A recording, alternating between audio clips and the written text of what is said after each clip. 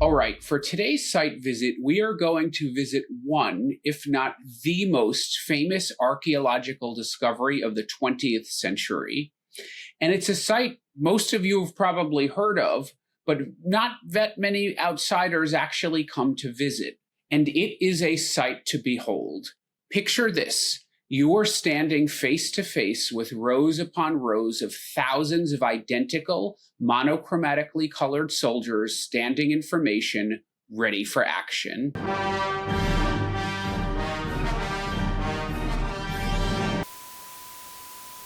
No, not those soldiers, these soldiers, the famous Terracotta Warriors. However, two small corrections. First of all, they're not identical, even though from afar they look that way. And secondly, they're not monochromatic. They were actually initially painted, but more about that later. For this story, we are going right to the middle of China, to a city I know well because I lived there for a year. It's a home of 13 dynasties in Chinese history, so a major historical city, and some of China's best food. This is Xi'an. But 2,400 years ago, before Xi'an became a great city, the fifth dynasty in Chinese history, the Qin dynasty, had its capital in Shenyang, just to the west of present-day Xi'an, actually where the airport is located nowadays. Its founder, Qin Shi Huang, ruled with an iron fist and unified the whole country such as it was at the time. You see, after the previous Zhou dynasty collapsed, it had descended into a chaotic mess of small warring states. And Qin Shi Huang unified all of this. In fact, he was the first emperor of China to call himself Emperor Huangdi.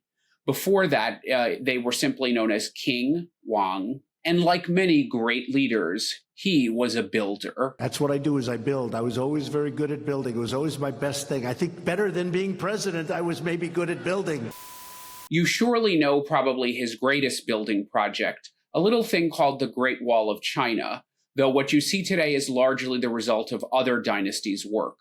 In Qin Shi Huang's time, it looked more like this, because it was largely made of rammed earth. He was renowned for his cruelty, reportedly killing philosophers, burning books, and committing all kinds of other atrocities.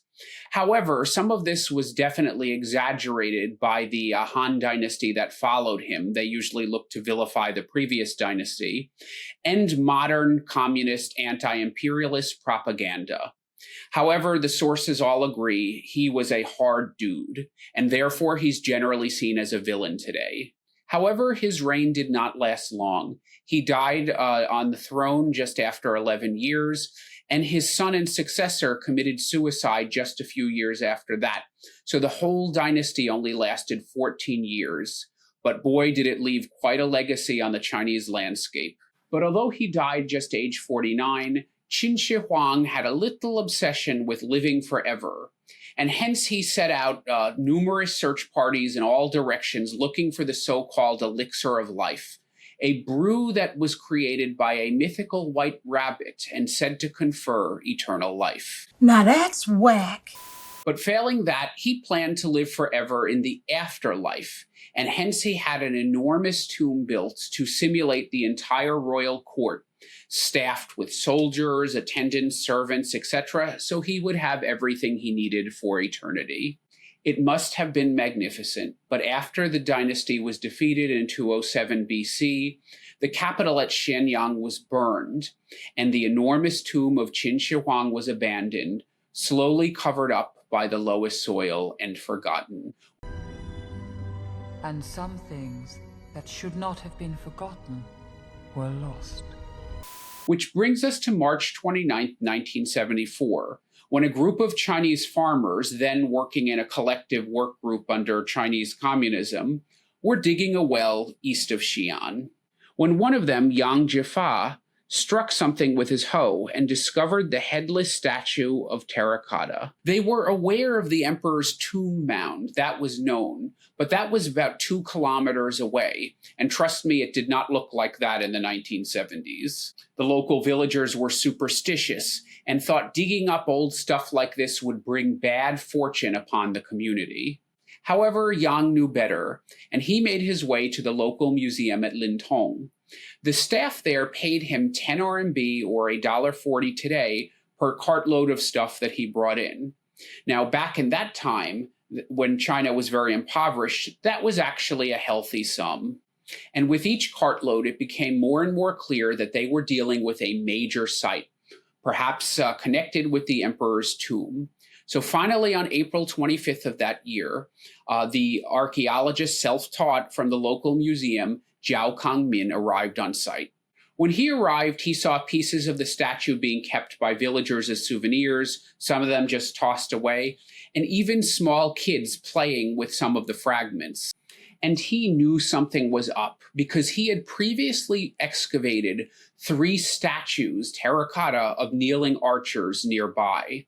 However, that was way back in 1962, and since then, China had continued to undergo the Cultural Revolution, in which the Communist Red Guards aimed to destroy all vestiges of Chinese culture. So Kang Min tried to keep his threadbare excavations quiet so no one would come to destroy the site. But soon, word got out.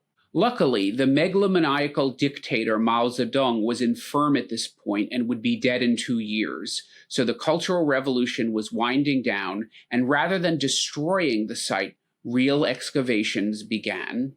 Pretty soon, the association with Emperor Qin Shi Huang became apparent as hundreds and hundreds of these terracotta figures were pulled from the ground, and it was figured that this must have been part of the royal necropolis. And as the word spread, these terracotta warriors soon became international superstars.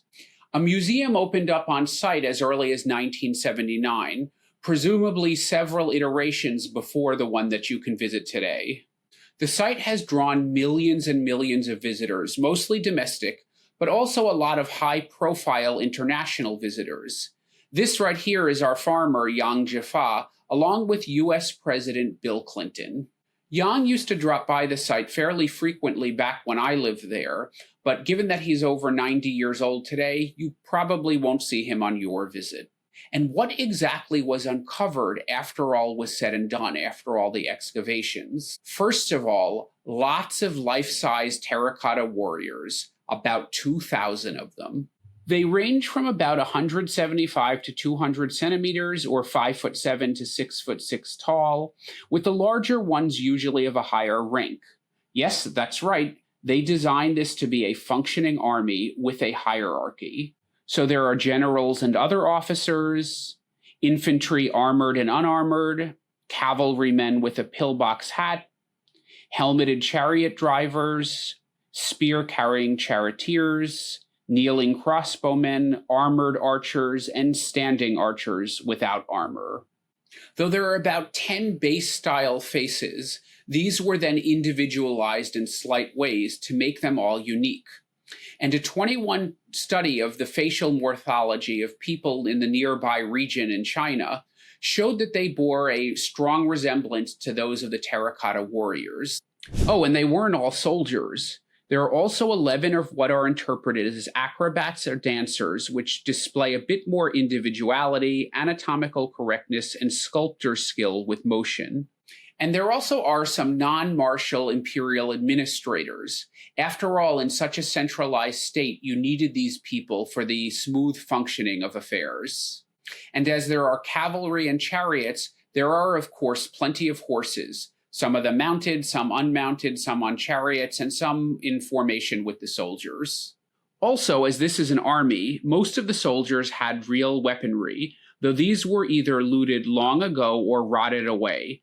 However, some intact armor, helmets, and swords, among other weapons, have been found.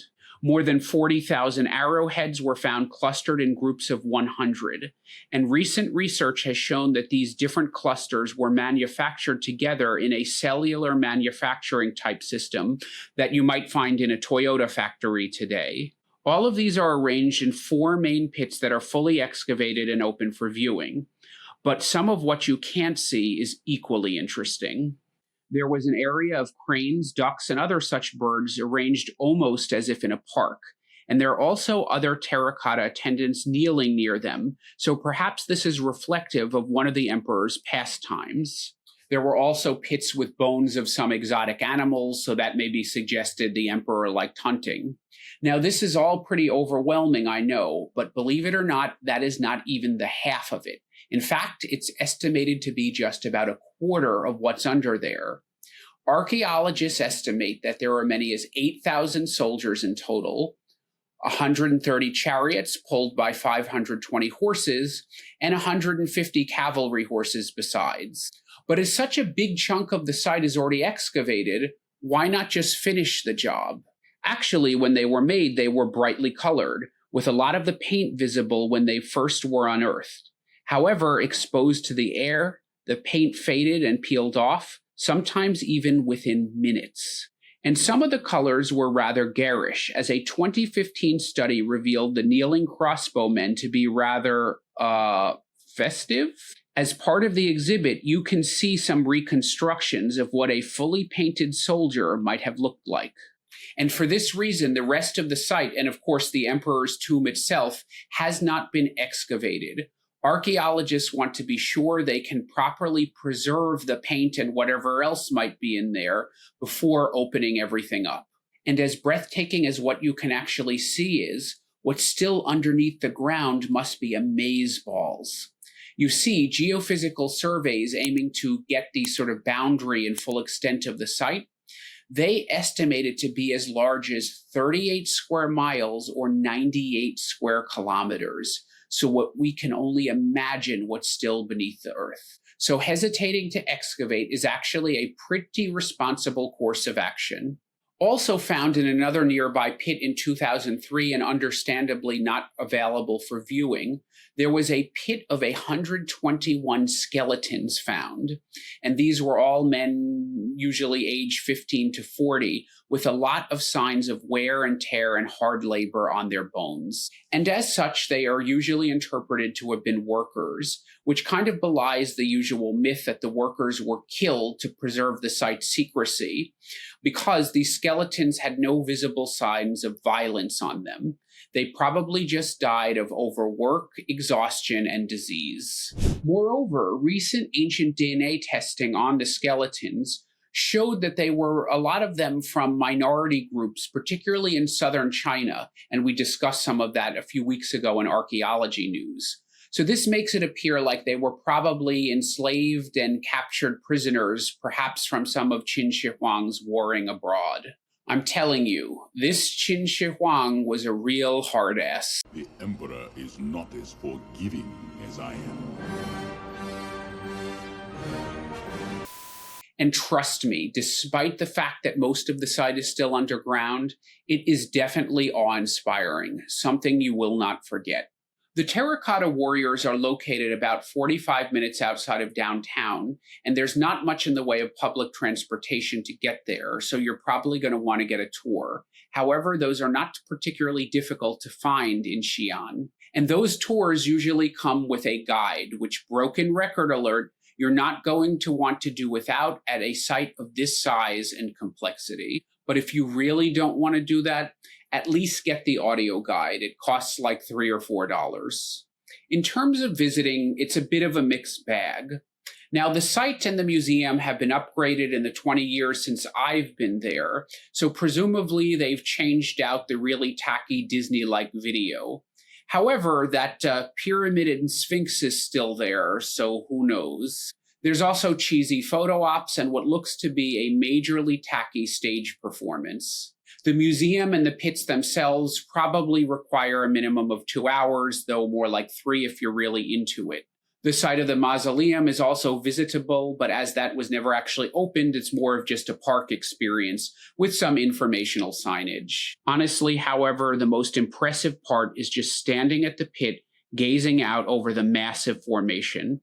And there's a section where you can come level with the soldiers as well. That's what will stay with you, I think.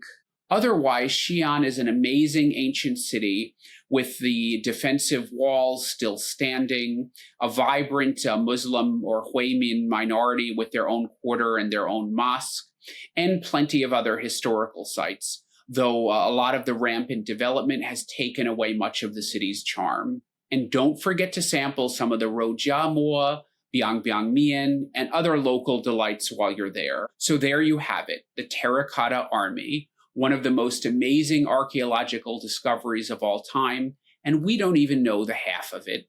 Hey, if you like what you heard, give me that thumbs up below, hit that bell to subscribe, or if you want to support more independent archaeology content, consider contributing to my Patreon, where you can enjoy some exclusive members-only benefits and other goodies.